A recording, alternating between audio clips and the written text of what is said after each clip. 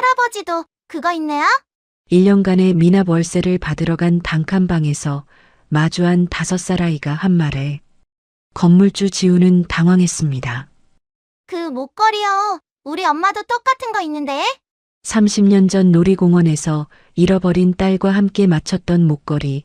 지금 아이가 그걸 가리키고 있었습니다. 뭐라고? 엄마가 똑같은 목걸이를 가지고 있니? 놀이공원에서 딸의 손을 놓친 것을 평생 죄로 여기고 살아온 인생입니다. 엄마는 지금 어디 계시니? 확인해야 했습니다. 놀이공원 목걸이지만 펜던트 안을 확인해야 했습니다. 이야기 시작 전 돈 안 드는 구독, 좋아요 눌러주시고 어디서 듣고 계신지도 댓글로 남겨주시면 그곳으로 행운이 깃들 거예요. 지훈의 책상 위에는 서류 한 장이 놓여 있었습니다. 두꺼운 파일 더미 맨 아래에서 꺼낸 것이었어요. 김 비서가 그것을 올려놓으면서 목을 한번 가다듬었는데 오래 함께 일해온 직원들이라면 누구나 아는 신호였죠. 좋지 않은 얘기를 꺼내기 전에 반드시 나오는 버릇이었으니까요. 옥상 숙소 세입자 건입니다. 숙소비 미납이 12달째입니다. 지훈은 서류에서 눈을 떼지 않았습니다. 돋보기 너머로 숫자들을 천천히 훑어내려가다가 손끝으로 맨 아랫줄을 짚었어요. 금액이 적힌 칸이었습니다.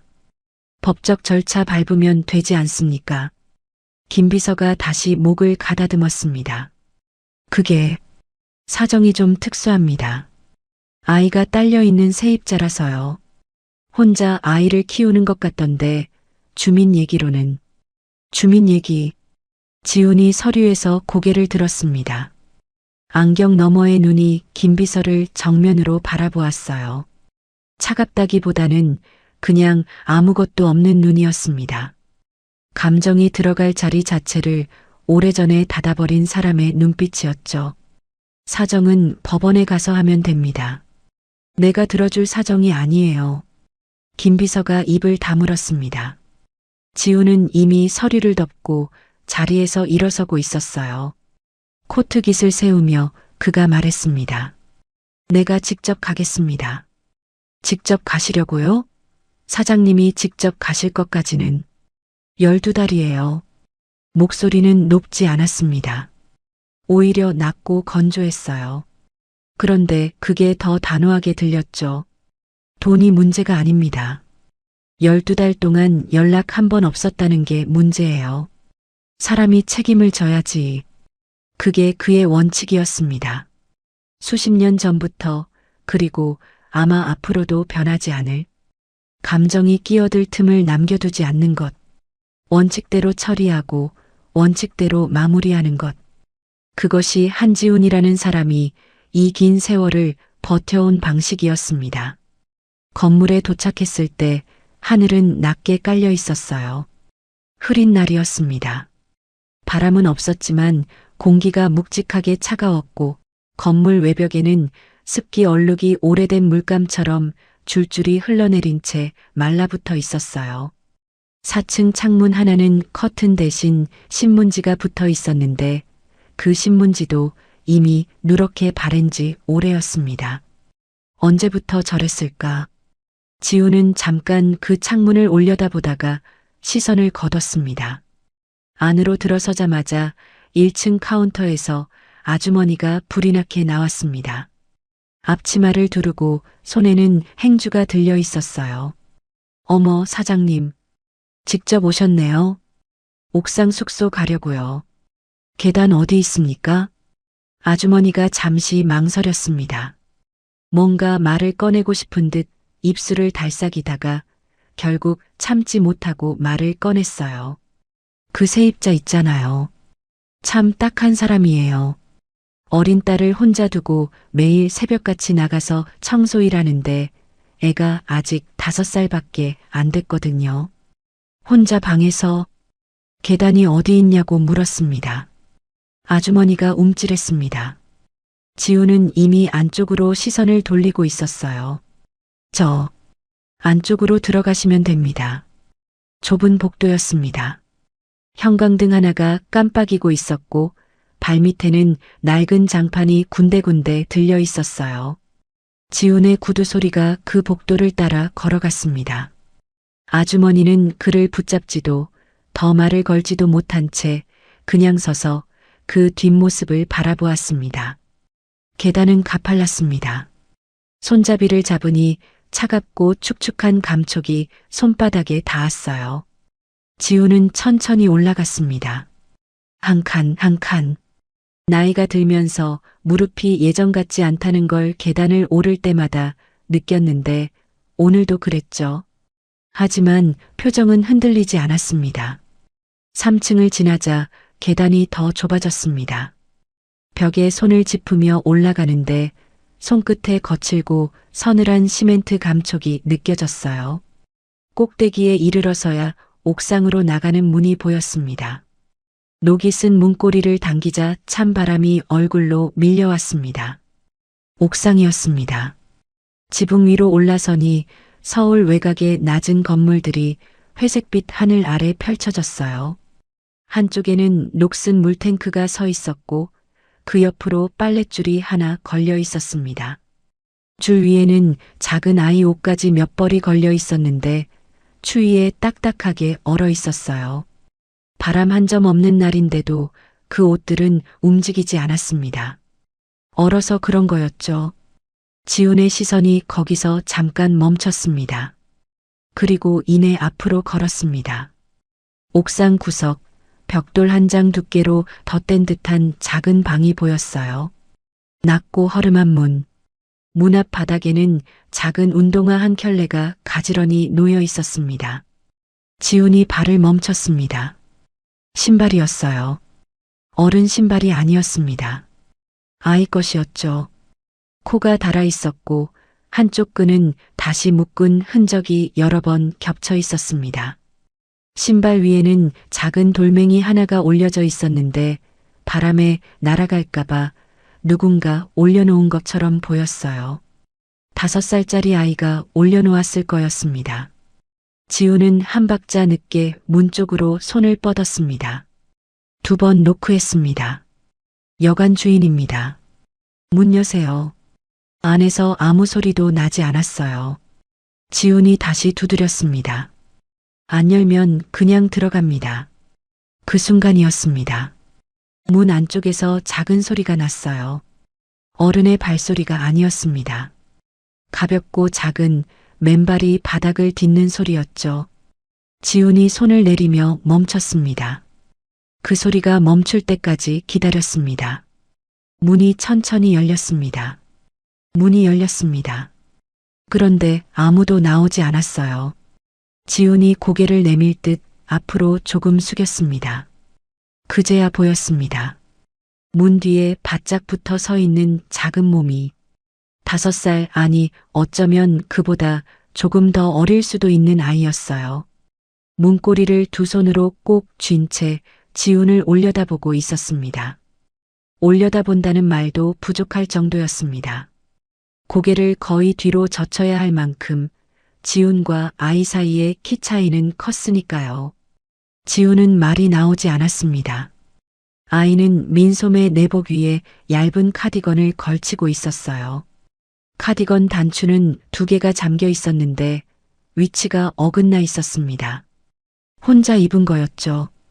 양말은 한 짝만 신고 있었고 맨발로 남겨진 한쪽 발이 차가운 문지방 위에 그대로 올라가 있었습니다. 얼굴은 추위에 발그스름하게 물들어 있었어요. 두 볼이 꼭 겨울 사과 같았습니다. 예쁘다는 생각이 들기 전에 춥겠다는 생각이 먼저 들 정도로 아이의 눈이 지훈을 똑바로 바라보았습니다. 겁을 먹은 눈이기는 했습니다. 하지만 도망가려는 눈은 아니었어요. 낯선 어른을 보고 움츠러들면서도 그 자리를 지키고 서 있는 눈이었죠. 어쩌면 이미 익숙한 거였을지도 모릅니다. 낯선 어른이 문을 두드리는 일이 엄마 없어요. 아이가 먼저 말했습니다. 작은 목소리였지만 또렷했어요. 인사도 아니고 질문도 아니었습니다. 그냥 사실을 전달하는 것이었죠. 어른들이 문을 두드리면 자기가 이 말을 해야 한다는 걸 알고 있는 것처럼 지훈이 그 자리에 굳어버렸습니다. 수십 년 동안 세입자를 만나고 계약을 처리하고 냉정하게 통보해온 사람이었습니다. 말 한마디에 흔들린 적이 없었어요. 그런데 지금 5살짜리 아이의 엄마 없어요. 한마디에 다음 말이 나오지 않았습니다. 머릿속이 잠깐 빈 것처럼 입술이 움직이다가 멈췄어요. 아이가 고개를 갸웃했습니다. 아저씨 왜요? 아저씨. 지우는 그 단어를 되새겼습니다. 오래전부터 할아버지 소리를 들어온 나이였는데 아이 눈에는 아저씨로 보인 모양이었어요. 그게 웃길 수도 있는 순간이었는데 웃음이 나오지 않았습니다. 지우는 헛기침을 한 번 하고는 몸을 조금 낮췄습니다. 엄마가 어디 갔어? 평소 목소리보다 낮았습니다. 자신도 모르게 그렇게 됐어요.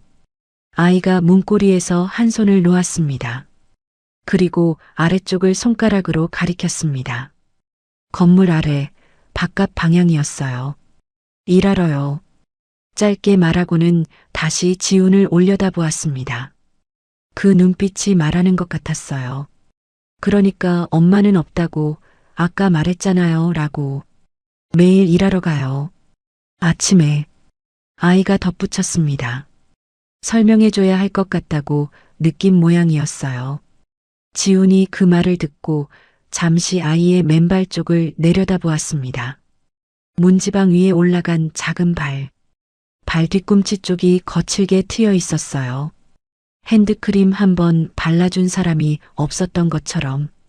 들어와도 돼요. 아이가 말했습니다. 문을 좀 더 열어주면서 들어오라는 뜻으로 옆으로 비켜섰어요. 어른한테 그렇게 말하는 게 맞는 건지 모르면서도 그냥 말해버린 것 같은 태도였습니다. 여기까지 왔으면 들어오는 거 아니냐는 듯이. 지훈이 문 안으로 한 발을 들여놓았습니다.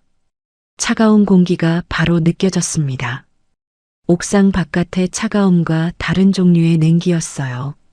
공기가 움직이지 않는, 오랫동안 따뜻함이 들어오지 않은 공간 특유의 냉기였죠.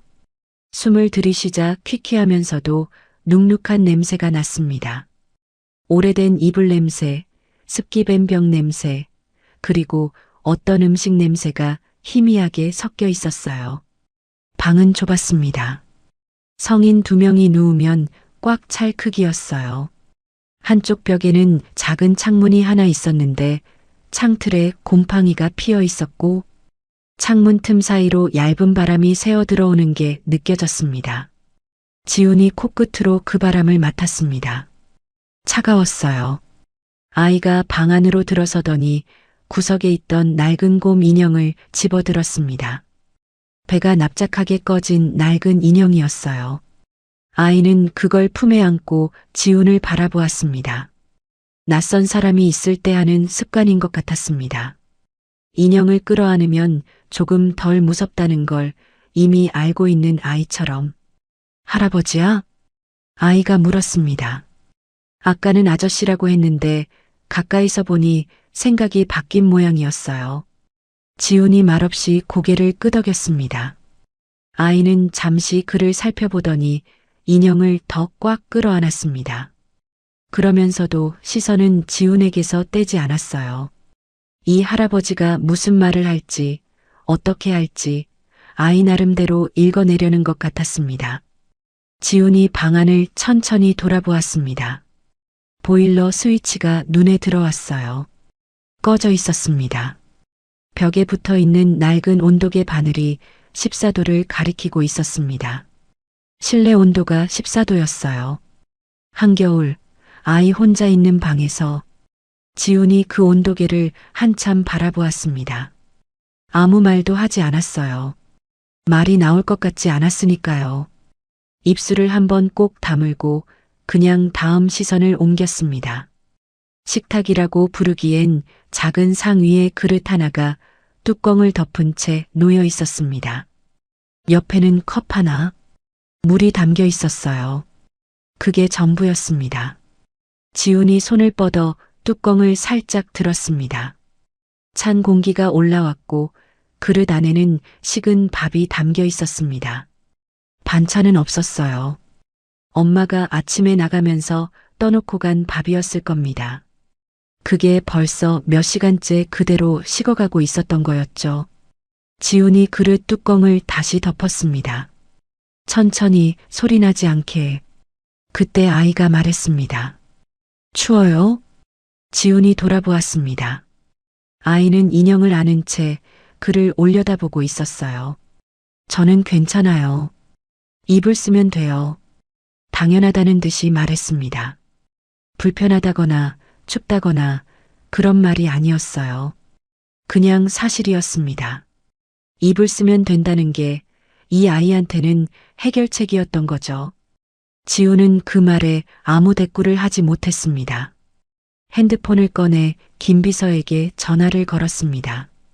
신호가 2번 울리고 연결됐어요.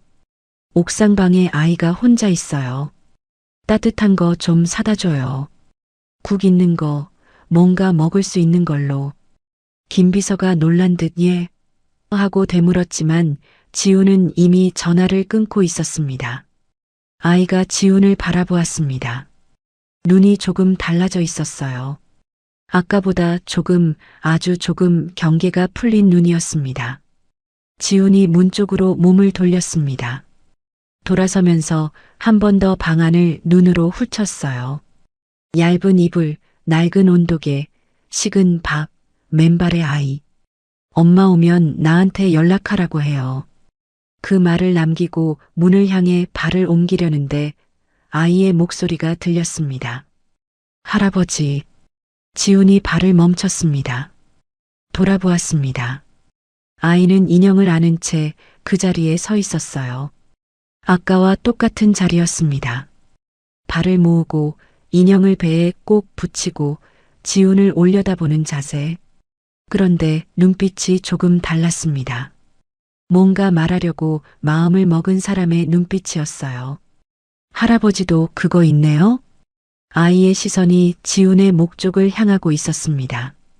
지훈이 자신도 모르게 손을 가슴 쪽으로 올렸습니다. 손끝에 작은 것이 닿았어요. 코트깃 안쪽으로 들어가 있던 것이었습니다. 오래된 펜던트였어요. 평소에는 코트 안에 감춰져 있었는데 몸을 숙이거나 움직이다 보면 가끔 밖으로 나오는 일이 있었습니다. 지금이 그런 순간이었던 모양이었습니다. 아이의 손가락이 그쪽을 가리키고 있었습니다. 지훈이 그 자리에서 굳었습니다. 말이 나오지 않았어요. 입술이 한 번 열렸다가 닫혔습니다. 그거요. 아이가 한 발짝 앞으로 나왔습니다. 인형을 한 팔로만 끼운 채 반대쪽 손을 뻗었어요. 지훈의 가슴 쪽으로 향하는 작은 손이었습니다. 하지만 닿지는 않았어요. 그냥 가리키는 것이었죠. 우리 엄마도 똑같은 거 있어요. 지훈의 손이 펜던트 위에 얹혔습니다. 손가락이 그것을 감쌌어요. 차갑고 작은 금속의 감촉이 손바닥에 느껴졌습니다. 수십 년을 몸에 지니고 다닌 것이었습니다. 여름에도 겨울에도 잠을 잘 때도 빼지 않았던 것이었어요. 엄마도? 겨우 그 2글자가 나왔습니다. 목소리가 낮았어요. 낮다기보다는 공기가 빠진 것처럼 작았습니다. 아이가 고개를 끄덕였습니다. 응. 엄마 거는 여기다 이렇게 해요. 아이가 자기 목 앞쪽을 손가락으로 짚으며 보여주었습니다. 목걸이를 꺼는 동작이었어요. 그러더니 다시 지훈의 펜던트 쪽을 바라보았습니다. 꼭 같이 생겼어요. 작고 동그란 거. 지훈이 그 자리에서 움직이지 못했습니다. 발이 바닥에 붙어버린 것 같았어요. 펜던트를 쥔 손에 힘이 들어갔습니다. 손가락 마디가 하얗게 변할 정도로. 세상에 비슷하게 생긴 펜던트는 많습니다. 같은 디자인, 같은 크기, 같은 모양. 그런 물건은 어디서든 살 수 있었어요. 지훈도 그걸 알고 있었습니다. 알고 있는데 가슴 어딘가에서 뭔가가 쿵 내려앉는 느낌이 들었습니다. 오래된 문이 아주 조금 열리는 것처럼. 어릴 때부터 가지고 있었대요. 아이가 덧붙였습니다. 별거 아니라는 듯이 그냥 아는 사실을 말하는 것처럼 툭 던졌어요. 어릴 때부터 그 말이 귓속에서 한 번, 두 번 맴돌았습니다. 지훈이 천천히 무릎을 굽혔습니다. 아이의 눈높이에 맞추려는 것이었어요. 무릎이 삐거덕거리는 느낌이 났지만 그런 건 지금 아무 상관이 없었습니다. 쪼그려 앉은 자세로 아이의 얼굴을 정면으로 바라보았습니다. 아이가 눈을 조금 크게 떴습니다. 이 할아버지가 갑자기 왜 이러나 싶은 표정이었어요. 지훈이 아이의 얼굴을 천천히 살펴보았습니다. 두볼, 눈매, 이마의 생김새, 뭔가를 찾으려는 것 같기도 하고 그냥 바라보는 것 같기도 한 눈이었어요. 아이는 그 시선을 피하지 않고 그대로 받아냈습니다. 할아버지, 왜요? 아이가 물었습니다. 지훈이 입을 열었다가 닫았습니다. 다시 열었어요. 엄마 것도 안에 글씨 있니? 아이가 고개를 갸웃했습니다. 글씨요? 응. 안쪽에 조그맣게 새겨진 글씨. 아이가 잠시 생각하는 표정을 지었어요. 기억을 더듬는 것처럼 눈이 잠깐 위쪽으로 향했다가 내려왔습니다. 몰라요. 엄마가 열어준 적 없어요. 항상 그냥 목에 걸고 다녀요. 지훈이 자신의 펜던트를 손에 들었습니다. 손가락으로 작은 고리를 찾아 뚜껑을 열었어요. 안쪽 면에 이니셜이 새겨져 있었습니다. 오래되어 다른 부분도 있었지만 글자는 여전히 남아 있었습니다. 지훈이 그것을 엄지손가락으로 한번 쓸었습니다. 작고 오래된 각인. 세상에 하나뿐인 것이었어요. 아이가 그 안을 들여다보려고 목을 쭉 뺐습니다. 뭐가 써 있어요? 지훈이 대답하지 않았습니다. 대답할 수 없었어요. 목구멍 어딘가에서 무언가가 걸려 있는 것처럼 말이 올라오다가 막혔습니다. 그때 아이가 작은 손을 뻗었습니다. 지훈의 손 위에 살짝 얹었어요. 차가웠습니다. 이 작은 방의 온도가 고스란히 담긴 손이었죠. 지훈이 그 손의 감촉에 눈을 한번 내리깔았습니다. 그리고 천천히 감았어요. 엄마가 그거 되게 소중하게 해요. 아이가 말했습니다. 나한테도 절대 만지지 말라고 했어요. 잃어버리면 안 된다고. 지훈이 눈을 뜨지 않았습니다. 감은 채로 그 말을 듣고 있었어요. 손 위에 얹힌 작은 손의 무게가 느껴졌습니다. 거의 무게도 없는 그런 손이었습니다. 잃어버리면 안 된다고. 지훈이 천천히 눈을 떴습니다. 그리고 일어서면서 창문 쪽으로 고개를 돌렸습니다. 흐린 하늘이 창문 너머로 보였어요. 아이가 자기 얼굴을 보지 못하게 하려는 것처럼 그는 그 자세로 잠시 서 있었습니다. 흐린 하늘이었습니다. 창문 너머로 보이는 것은 그것뿐이었어요. 낮게 깔린 구름, 색이 빠진 겨울 하늘. 지훈은 그쪽을 바라보며 서 있었습니다. 아이에게 등을 보인 채로 얼마나 그렇게 있었는지 모르겠습니다. 길지 않은 시간이었겠지만 그에게는 꽤 길게 느껴졌어요. 숨을 한번 고르고 돌아섰습니다. 아이는 여전히 그 자리에 서 있었습니다. 인형을 안은 채로 지훈을 바라보면서 뭔가 이상하다는 걸 느끼는 눈치였지만 무엇이 이상한지는 모르는 얼굴이었어요. 어른들이 가끔 이상하게 군다는 걸 그냥 받아들이는 그런 표정이었죠. 지훈이 방 안을 다시 한번 천천히 둘러보았습니다. 처음 들어왔을 때와 같은 방이었습니다. 달라진 것은 없었어요. 그런데 보이는 것들이 달랐습니다. 처음에는 그냥 낡고 좁은 방이었는데 지금은 하나하나가 눈에 들어왔습니다. 창틀에 핀 곰팡이, 벽지가 들뜬 모서리, 바닥 장판에 긁힌 자국들. 오래 방치된 것들이 아니었어요. 오래 버텨온 것들이었습니다. 보일러 쪽으로 걸음을 옮겼습니다. 스위치가 내려가 있었어요. 지훈이 손을 뻗어 올리려다가 멈추었습니다. 연료가 있는지 없는지 알 수 없었으니까요. 괜히 올렸다가 연료가 없으면 소용없는 일이었습니다. 그는 스위치 옆 벽에 붙어 있는 온도계를 다시 한번 확인했습니다. 바늘은 여전히 14도 근처를 가리키고 있었어요. 14도. 어른도 춥다고 느낄 온도인데 이 작은 아이가 하루 종일 이 안에 있었던 거였죠. 보일러 왜 안 켜놨어? 지훈이 아이에게 물었습니다. 아이가 고개를 조금 내밀었습니다. 엄마가 아끼래요. 돈 나온대요. 그 말에 지훈이 입을 다물었습니다.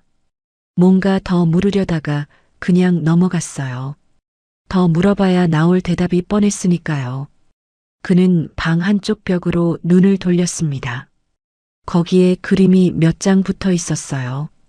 셀로판 테이프로 대충 붙여놓은 것이었는데 테이프가 누렇게 변색될 정도로 오래된 것도 있었고 비교적 최근에 붙인 것도 있었습니다.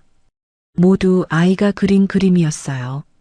크레파스로 그린 것 같았습니다. 선이 삐뚤삐뚤하고 색이 군데군데 삐져나온 그림들이었죠.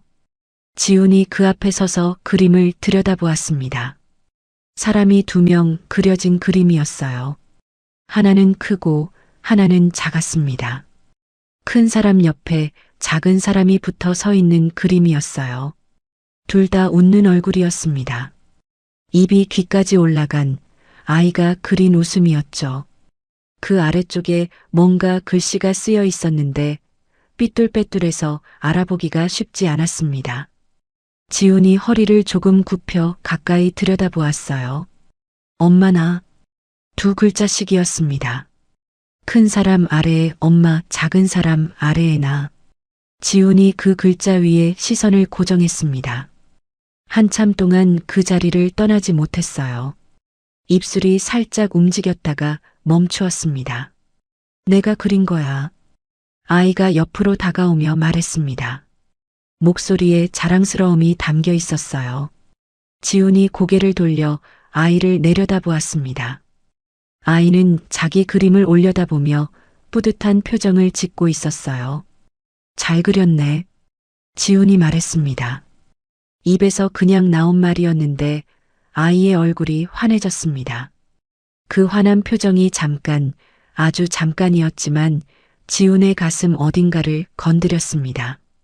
그는 시선을 거두고 방 안다른 쪽으로 눈을 옮겼습니다. 이불이 한쪽 구석에 개켜져 있었어요. 접힌 모양이 단정한 걸 보면 아이가 스스로 갠 것 같았습니다. 혼이불이었어요. 솜이 들어간 두꺼운 것이 아니라 여름용처럼 얇은 것이었는데 그게 딱 하나였습니다. 어른 이불인지 아이 이불인지 구분이 가지 않는 크기였어요. 색이 바래고 군데군데 보풀이 일어 있었습니다. 세탁은 된 것 같았어요. 낡은 것이지 더러운 것은 아니었으니까요. 그것이 오히려 더 마음에 걸렸습니다. 이 좁고 차가운 방에서 엄마가 할 수 있는 만큼은 했다는 게 느껴졌으니까요. 지훈이 이불에서 눈을 걷었습니다. 그때 아이가 인형을 바닥에 내려놓더니 상 쪽으로 갔습니다. 그리고 컵을 들어 물을 한 모금 마셨어요. 꿀꺽꿀꺽 작은 목젖이 움직이는 소리가 들렸습니다. 다 마시고 나서 컵을 제자리에 내려놓는 것도 잊지 않았어요. 어른이 시킨 것처럼 반듯하게. 밥은 먹었어? 지훈이 물었습니다. 아이가 고개를 끄덕였습니다. 아침에요. 엄마가 해놓고 갔어요. 그게 다야? 아이가 잠시 생각하는 표정을 지었습니다. 그러더니 또 고개를 끄덕였어요. 당연하다는 듯이, 그게 이상한 일이 아니라는 듯이. 지훈이 상위의 그릇 쪽을 바라보았습니다. 뚜껑이 덮인 채로 놓여있는 그릇이었어요. 아까 열어봤을 때 차가웠습니다. 아침에 지어놓은 밥이 지금까지 그대로 식어 있는 거였죠. 아이는 아침에 조금 먹고 그 다음부터는 이 차가운 방에서 혼자 시간을 보냈을 겁니다.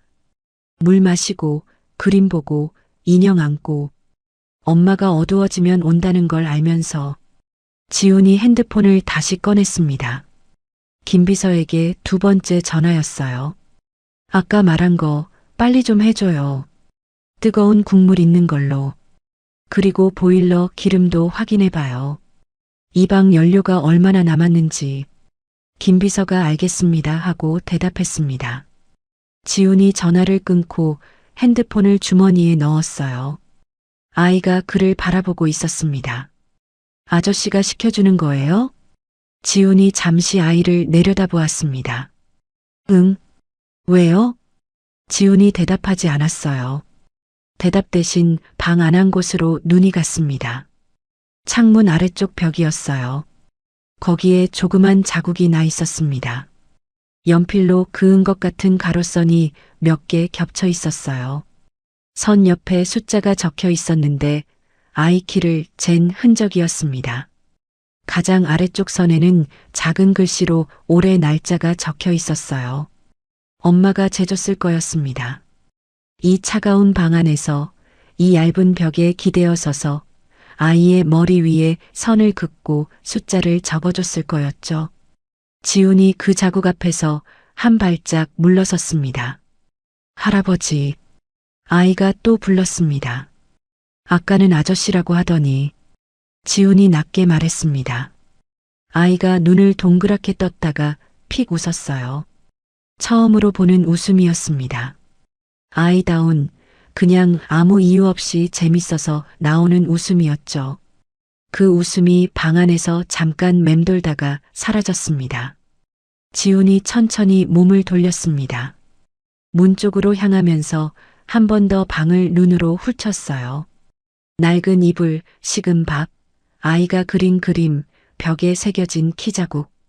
이 방에서 누군가의 하루가 오늘도 흘러가고 있었습니다.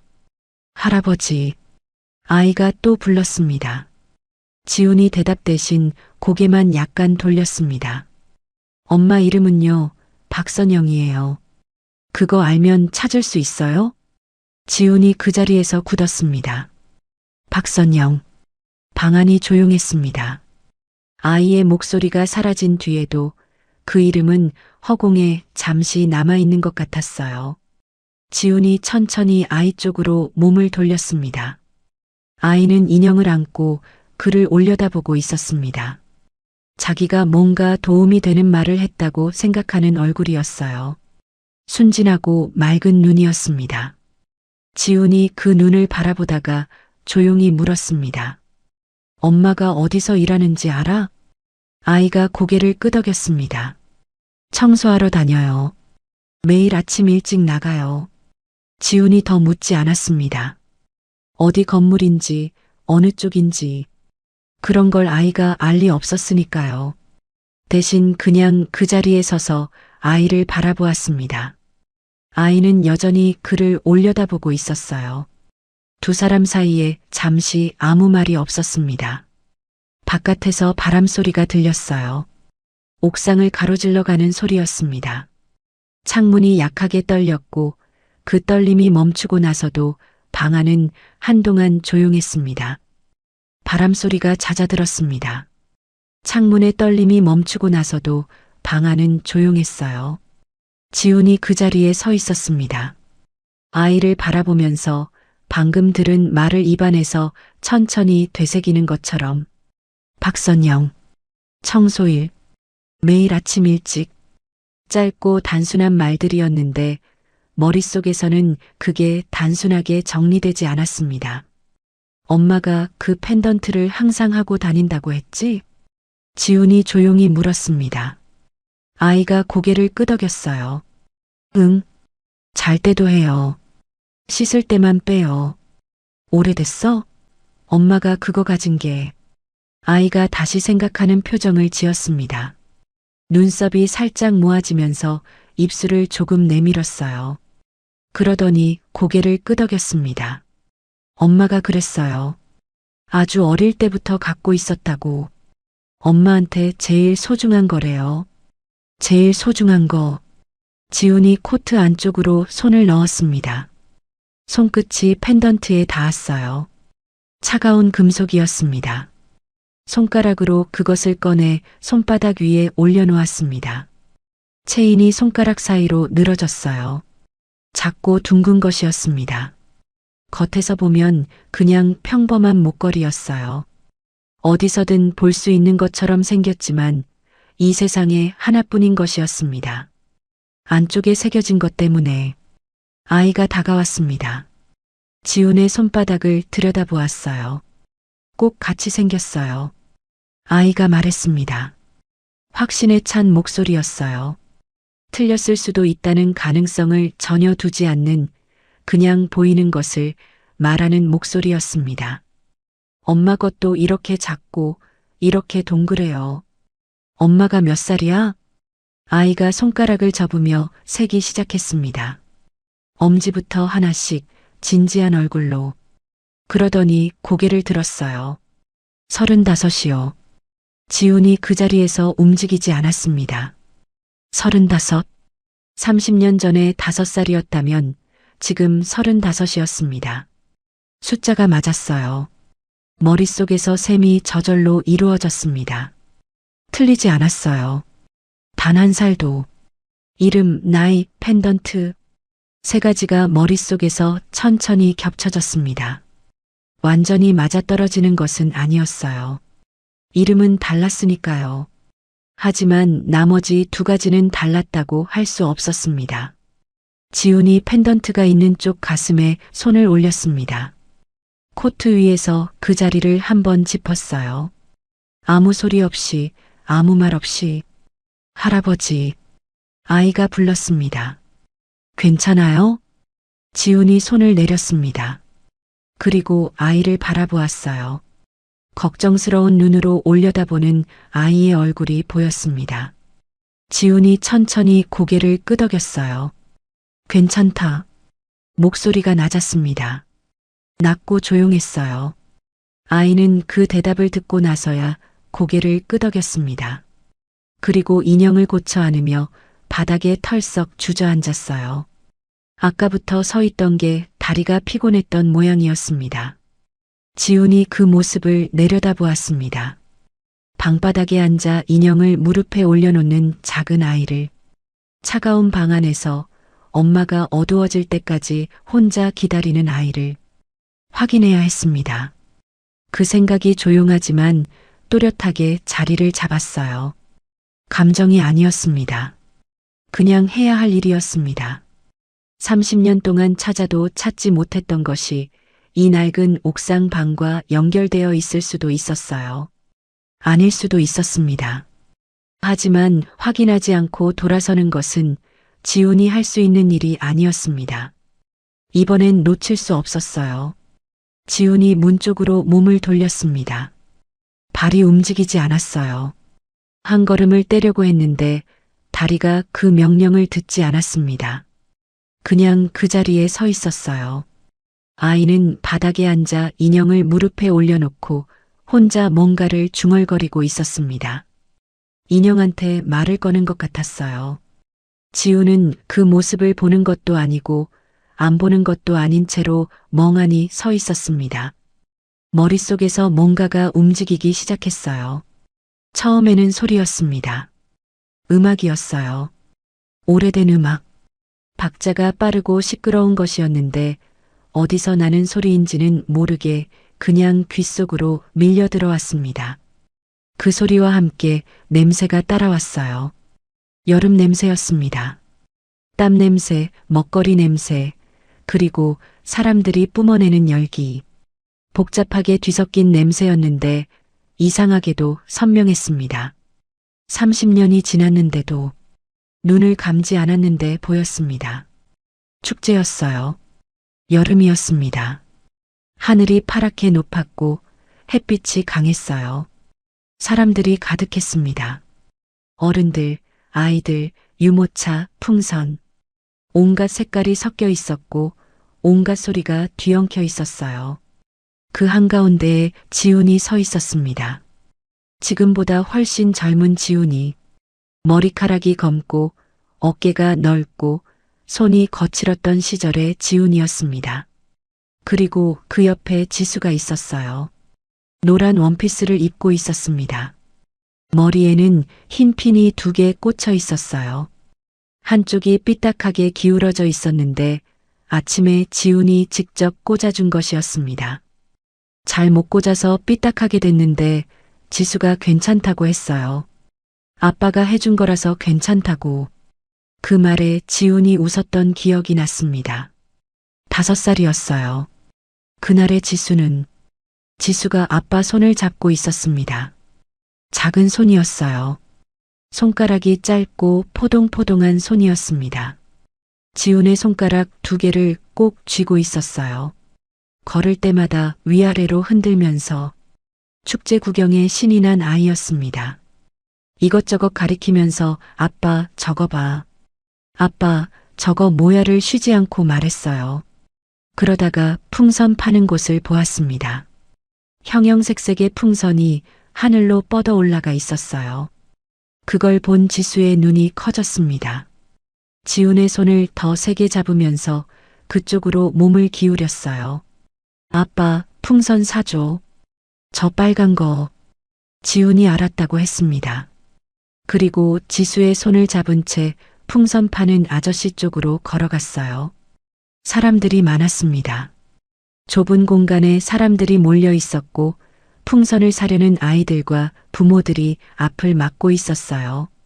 지훈이 지갑을 꺼내려고 한 손을 주머니로 향했습니다. 그 순간이었습니다. 지수의 손이 없었어요. 잠깐이었습니다. 정말 잠깐이었어요. 지갑을 꺼내는 사이, 단 몇 초 사이에 손이 빠져나간 거였습니다. 사람들이 옆에서 밀고 들어온 것 같기도 했고, 지수가 다른 쪽 풍선을 보려고 몸을 틀었던 것 같기도 했습니다. 정확히 어떻게 된 건지 알 수 없었어요. 알 수 없었던 채로 30년이 지났습니다. 지수가 없었습니다. 지수야. 불렀습니다. 처음에는 평범하게. 금방 대답할 줄 알았으니까요. 그런데 대답이 없었어요. 다시 불렀습니다. 더 크게. 그래도 없었어요. 지훈이 주변을 돌아보았습니다. 사람들 사이사이 노란 원피스가 보이지 않았어요. 지수야. 목소리가 달라졌습니다. 자신도 느낄 수 있었어요. 목에서 뭔가 조여드는 것처럼 소리가 변했습니다. 뛰기 시작했어요. 사람들을 헤치고 이쪽으로 저쪽으로 노란 원피스를 찾으면서 흰 핀 2개를 찾으면서 없었습니다. 얼마나 뛰었는지 모릅니다. 사람들한테 물어보았어요. 노란 원피스 입은 여자아이 못 봤냐고. 5살짜리 여자아이 못 봤냐고. 어떤 사람은 모른다고 했고 어떤 사람은 바빠서 그냥 지나쳤습니다. 방송을 해달라고 했어요. 안내 방송이 나왔습니다. 1번, 2번, 3번. 그래도 지수는 오지 않았습니다. 해가 기울기 시작했어요. 그때 지훈의 기억이 흐릿해집니다. 경찰, 신고, 사람들의 얼굴. 아내한테 전화하던 순간 전화기를 들고 말을 어떻게 꺼냈는지 기억이 나지 않아요. 그냥 아내가 울기 시작했고 지훈은 그 소리를 들으면서 축제 한가운데 서 있었습니다. 사람들은 여전히 많았어요. 풍선은 여전히 하늘에 떠 있었습니다. 축제는 끝나지 않았는데 지훈의 그날은 그 자리에서 끝났습니다. 마지막으로 본 것이 있었어요. 지수의 목에 걸린 펜던트였습니다. 손을 놓기 직전 아이가 몸을 틀었을 때 햇빛에 반짝이던 것이었어요. 작고 둥근 것이었습니다. 지훈과 똑같은 것이었어요. 그 전날 함께 고르고 안쪽에 이니셜을 새겨서 아침에 지수 목에 직접 걸어준 것이었습니다. 이거 아빠 것이랑 똑같은 거야. 그러니까 잃어버리면 안 돼. 그렇게 말했었어요. 지수가 응이라고 대답했습니다. 고개를 끄덕이면서 펜던트를 손으로 만지면서 그게 마지막이었습니다. 지훈이 눈을 떴습니다. 옥상 방이었어요.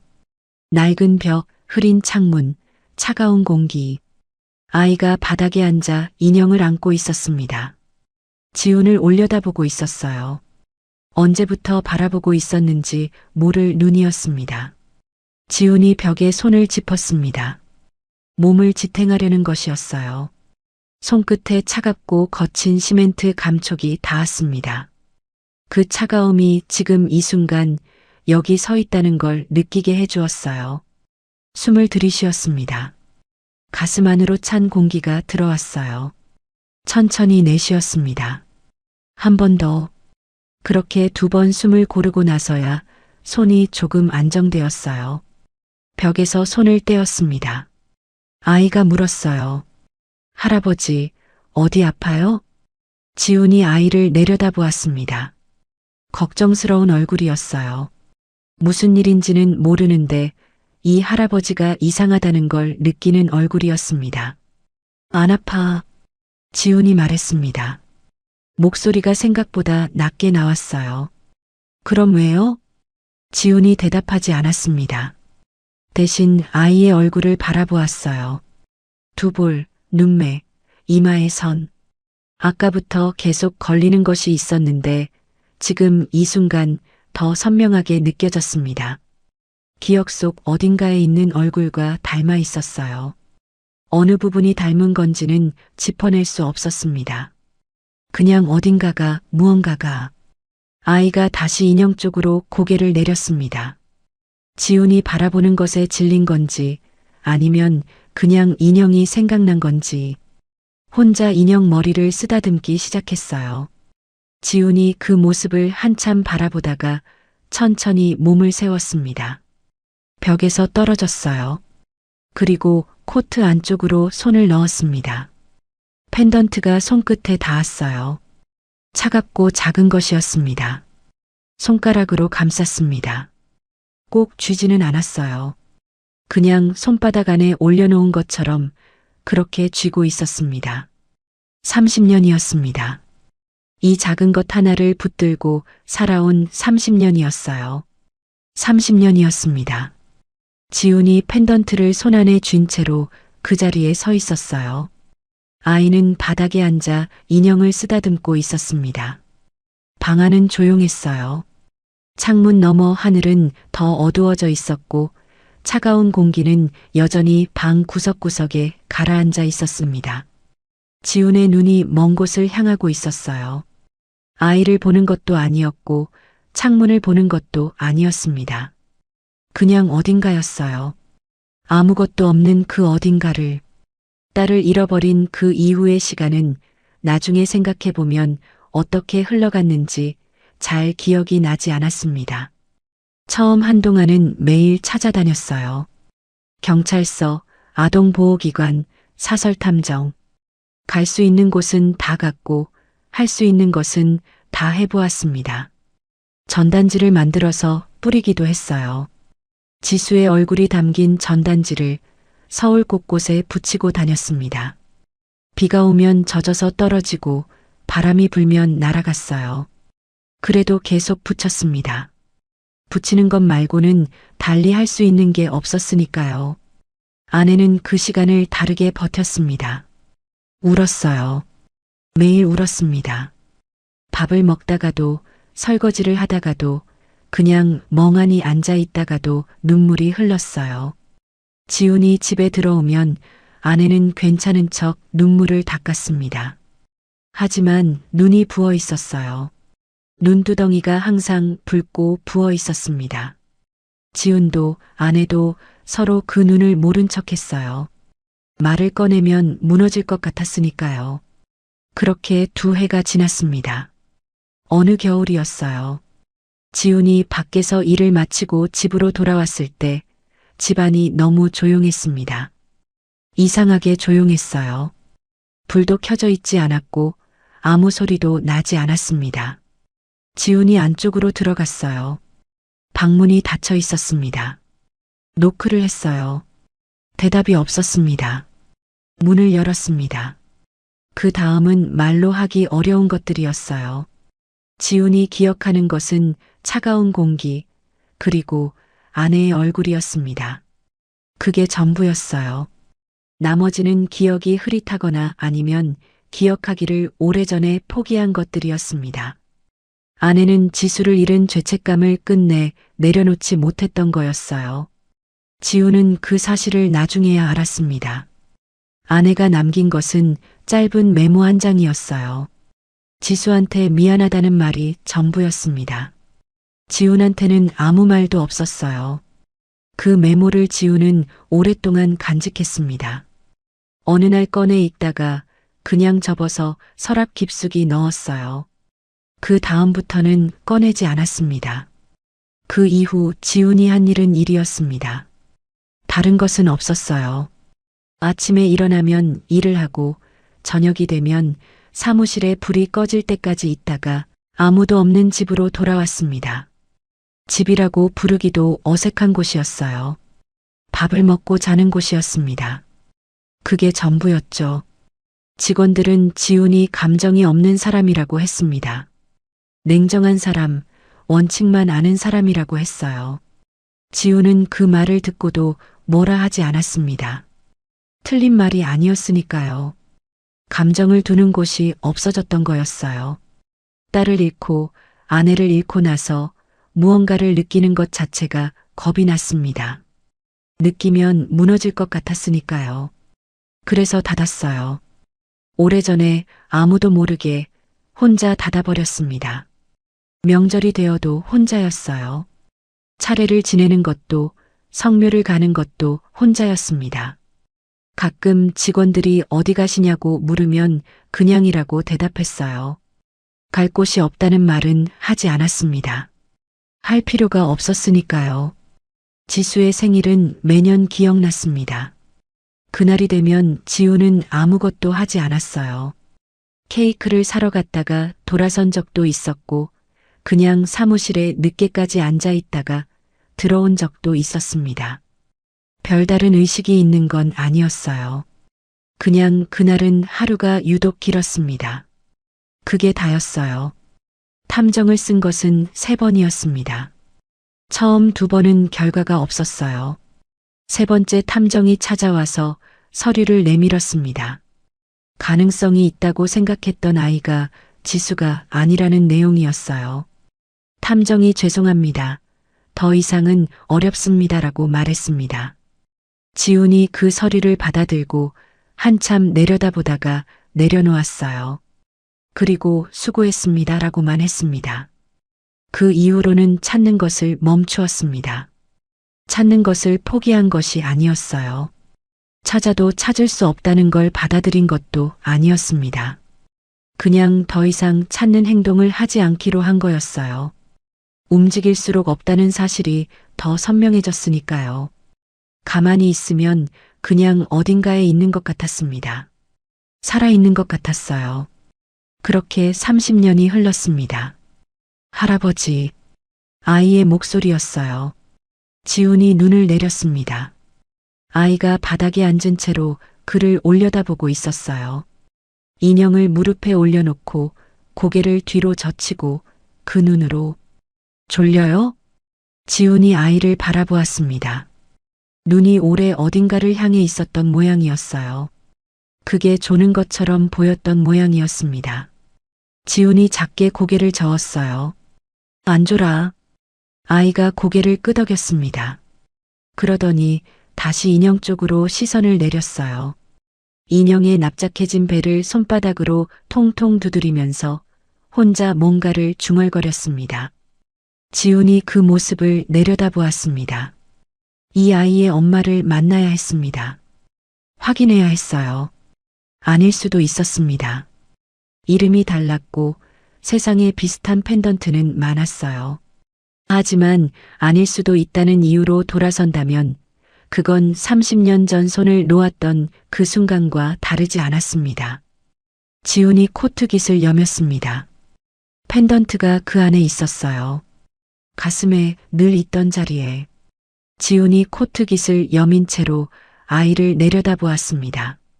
물어봐야 할 것들이 있었어요. 조심스럽게 아이가 눈치채지 못하게. 5살짜리 아이한테 이런저런 걸 캐물으면 안 된다는 건 알고 있었습니다. 하지만 지금 이 방에서 엄마에 대해 뭔가를 알 수 있는 사람은 이 아이뿐이었어요. 지훈이 천천히 바닥에 무릎을 굽혀 앉았습니다. 아이와 눈높이를 맞추는 자세였어요. 무릎 관절이 뻑뻑하게 당겼지만 그냥 앉았습니다. 엄마 이름이 박선영이라고 했지? 아이가 인형에서 눈을 들었습니다. 응, 박선영. 아무렇지 않게 대답했어요. 자기 이름 말하듯이 당연하게. 지훈이 그 이름을 입안에서 한 번 되뇌었습니다. 박선영. 한지수가 아니었어요. 전혀 다른 이름이었습니다. 성도 달랐어요. 하지만 이름은 바뀔 수 있는 것이었습니다.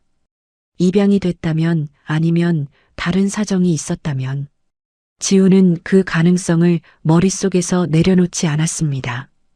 엄마가 어릴 때부터 그 펜던트 가지고 있었다고 했지? 응, 엄마가 그랬어요. 아주 어릴 때부터. 얼마나 어릴 때? 아이가 고개를 갸웃했습니다. 몰라요. 그냥 아주 어릴 때요. 기억도 안 날 때부터래요. 기억도 안 날 때부터. 지훈이 손을 무릎 위에 올렸습니다. 손가락을 가볍게 쥐었다 폈어요. 5살에 잃어버렸다면 그 나이에 생긴 기억은 흐릿하거나 아예 없을 수도 있었습니다. 기억도 안 날 때부터 갖고 있었다는 말이 그래서 걸렸어요. 딱 맞아떨어지는 것처럼 들렸으니까요. 엄마가 그 펜던트 얘기 다른 말은 안 했어? 어디서 났다든가. 아이가 다시 생각하는 얼굴을 지었습니다. 눈이 잠깐 천장 쪽으로 향했다가 내려왔어요. 몰라요. 그냥 소중한 거라고만 했어요. 엄마 거라고. 지훈이 고개를 끄덕였습니다. 더 물으면 아이가 이상하게 느낄 것 같았어요. 여기까지였습니다. 그런데 아이가 먼저 말을 꺼냈습니다. 엄마가 가끔 그거 꺼내서 봐요. 지훈이 시선을 고정했습니다. 혼자 있을 때요. 나 자는 줄 알 때. 그거 꺼내서 한참 보다가 다시 넣어요.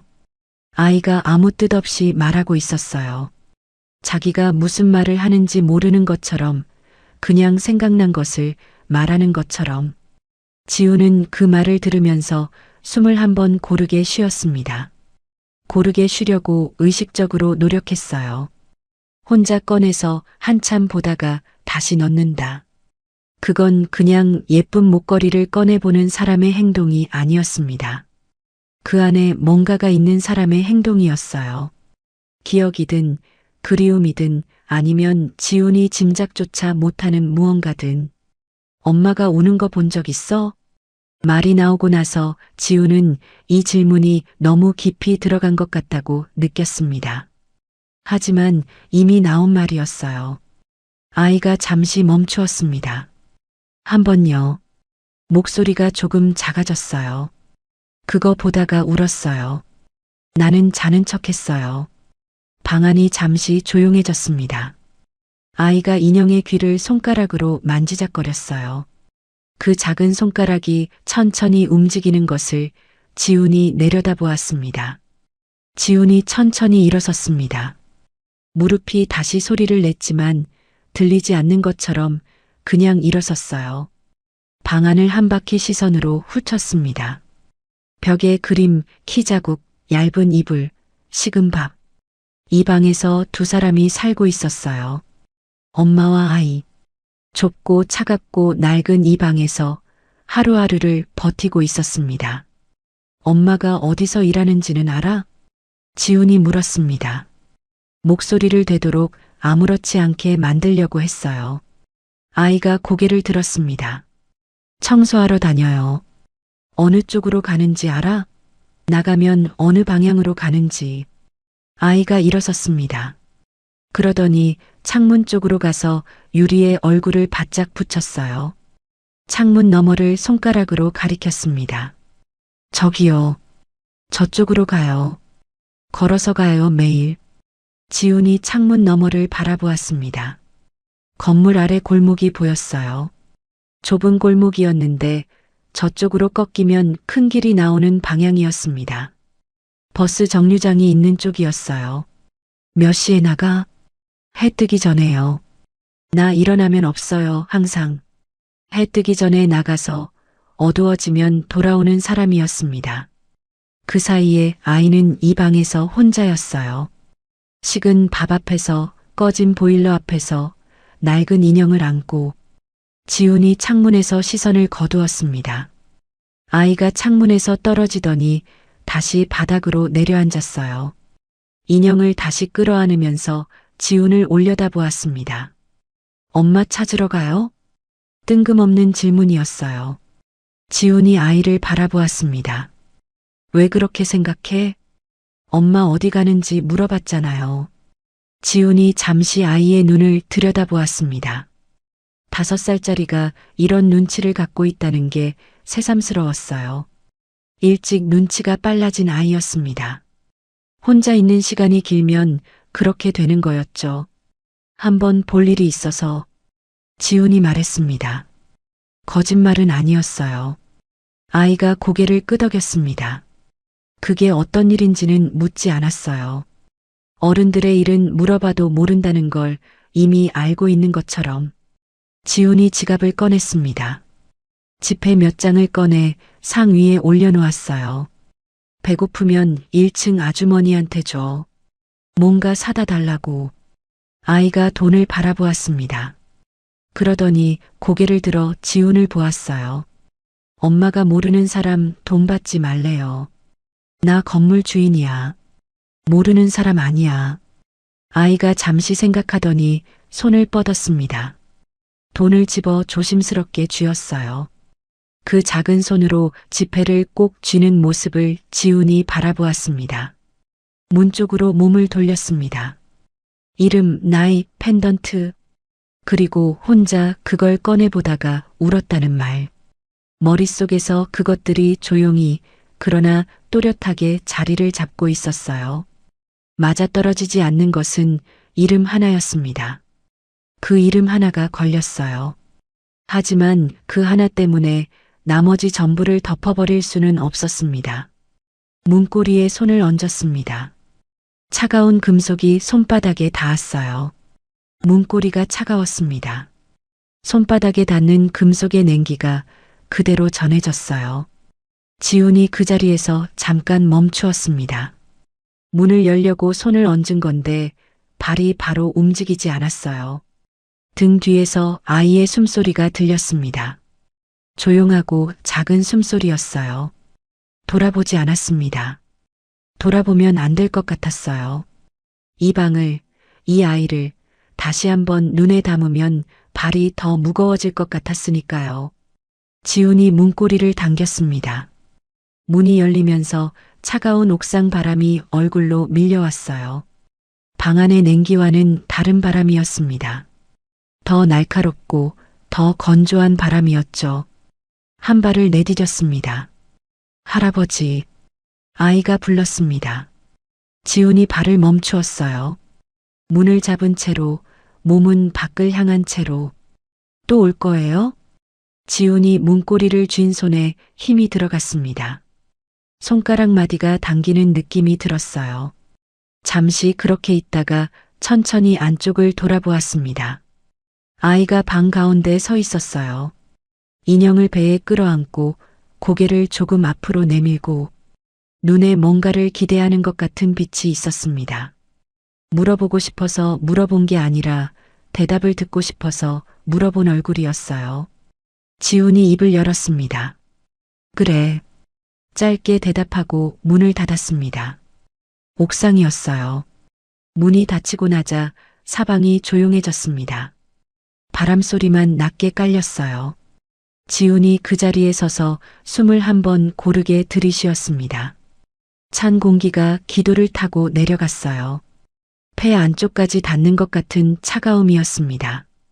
하늘을 올려다보았습니다. 여전히 흐렸어요. 아침부터 낮게 깔려있던 구름이 거칠 기미가 없었습니다. 빛이 없는 하늘이었어요. 색도 깊이도 없는 겨울 하늘이었죠. 지훈이 그쪽을 바라보다가 시선을 내렸습니다. 빨랫줄이 눈에 들어왔어요. 아이 옷가지가 아직 걸려 있었습니다. 아침에 올라왔을 때와 똑같이 차갑게 얼어 있었어요. 작은 티셔츠 하나, 내복 바지 하나. 바람이 없는데도 뻣뻣하게 굳은 채로 걸려 있었습니다. 지훈이 그쪽으로 한 걸음 걸어갔어요. 옷가지 앞에서 멈추었습니다. 손을 뻗었습니다. 티셔츠 끝을 손가락으로 건드렸어요. 딱딱하게 얼어 있었습니다. 천 안에 공기가 없는 것처럼 납작하고 차갑게 굳어 있었어요. 지훈이 손을 걷었습니다. 그리고 그냥 서 있었어요. 한동안 계단 쪽으로 발을 옮겼습니다. 옥상 문을 열고 계단으로 들어섰어요. 문이 등 뒤에서 닫히면서 바람 소리가 잘렸습니다. 갑자기 조용해진 것처럼 느껴졌어요. 지훈이 손잡이를 잡고 계단을 내려가기 시작했습니다. 올라올 때와 같은 손잡이였어요. 차갑고 축축한 감촉이 손바닥에 닿았습니다. 한 칸 내려갔습니다. 올라올 때는 월세를 받으러 가는 길이었어요. 원칙대로 냉정하게 끝내고 돌아오는 일이었습니다. 그런데 지금 내려가는 이 발걸음은 달랐어요. 무엇이 달라졌다고 말로 설명하기는 어려웠습니다. 그냥 달랐어요. 걸음의 무게가, 발을 내딛는 속도가, 아래를 향하는 시선이 3층을 지나고 2층을 지났습니다. 1층 복도로 내려서자 아주머니가 카운터 쪽에서 나왔어요. 손에 행주를 들고 있었는데 올라갈 때와 똑같은 모습이었습니다. 아주머니의 눈이 지훈의 얼굴을 훑었어요. 뭔가 달라졌다는 걸 느끼는 것 같았지만 뭐가 달라졌는지는 모르는 눈빛이었습니다. 어떻게 됐어요? 세입자는 그대로 두세요. 지훈이 말했습니다. 아주머니가 눈을 깜빡였어요. 예, 월세 얘기는 나중에 하겠습니다. 아주머니가 뭔가 더 물으려다가 지훈의 표정을 보고 멈추었습니다. 지훈이 먼저 입구 쪽으로 걸음을 옮겼어요. 아주머니가 그 뒤에서 예, 알겠습니다라고 조용히 대답하는 소리가 들렸습니다. 바깥으로 나왔습니다. 차가운 공기가 다시 얼굴을 덮었어요. 건물 앞에 서서 골목 쪽을 바라보았습니다. 좁은 골목이었어요. 저 안쪽 어딘가에 박선영이라는 사람이 매일 아침 이 골목을 나섰다가 어두워지면 다시 들어오는 거였습니다. 해 뜨기 전에 나가서 어두워지면 돌아오는 사람이었어요. 지훈이 코트 안쪽으로 손을 넣었습니다. 펜던트가 손끝에 닿았습니다. 차갑고 작은 것이었어요. 손가락으로 감쌌습니다. 꼭 쥐지는 않았어요. 그냥 손 안에 담는 것처럼. 박선영. 이름이 달랐습니다. 그걸 모르는 게 아니었어요. 알고 있었습니다. 알면서도 발이 그쪽을 향하고 있었어요. 이름은 바뀔 수 있는 것이었습니다. 사람이 살다 보면 이름이 바뀌는 일이 있었어요. 하지만 펜던트 안의 이니셜은 바뀌지 않는 것이었습니다. 새긴 날부터 지금까지 그 자리에 그대로 있는 것이었어요. 확인하면 됩니다. 가서 보면 알 수 있는 거였어요. 아니면 아닌 거고 맞으면 맞는 거였습니다. 그것뿐이었어요. 30년 동안 자신을 짓누른 것이 풀리는지 아니면 또 다른 무게가 더해지는지 가봐야 알 수 있는 거였습니다. 지훈이 걷기 시작했습니다. 느렸어요. 빠르게 걸을 수 없는 나이였고 빠르게 걸으려 하지도 않았습니다. 골목으로 들어서자 낮은 건물들이 양쪽으로 늘어섰어요. 사이사이로 빨랫줄이 걸려 있었고 어느 창문 너머에서 TV 소리가 낮게 흘러나왔습니다. 오래된 동네였어요. 오래된 냄새, 오래된 골목, 오래된 담벼락이 있는 곳이었죠. 지훈이 걸으면서 손 안의 펜던트를 놓지 않았습니다. 손바닥 안에서 금속의 모서리가 느껴졌어요. 차가웠습니다. 늘 이렇게 차가운 것이었는데 손 안에 오래 쥐고 있으면 조금씩 따뜻해지는 것이었어요. 몸의 온기가 전해지면서 지우는 그 작은 변화를 느끼면서 걸었습니다. 골목이 꺾이는 지점에서 잠깐 멈추었어요. 돌아보았습니다. 여관 건물이 보였습니다. 낡은 외벽, 녹슨 간판, 4층 창문의 신문지, 그리고 저 위 어딘가 눈에 보이지 않는 옥상 방이 있었어요. 그 방에 아이가 혼자 앉아 있었습니다. 인형을 안고 할아버지가 또 온다는 말을 믿으면서 지훈이 다시 앞을 보았습니다. 골목을 돌아서면 큰 길이 나왔습니다. 버스가 다니는 길이었어요. 사람들이 걸어 다니는 길이었습니다. 그 길 어딘가에 지금 이 시간에도 박선영이라는 사람이 청소를 하고 있을 거였어요. 지훈이 발을 내디뎠습니다. 한 걸음이었습니다. 그냥 한 걸음이었어요. 그런데 그 한 걸음이 30년 만에 첫 걸음처럼 느껴졌습니다. 무겁고 느리고 그러나 멈추지 않는 걸음이었어요. 이번엔 놓치지 않을 거였습니다.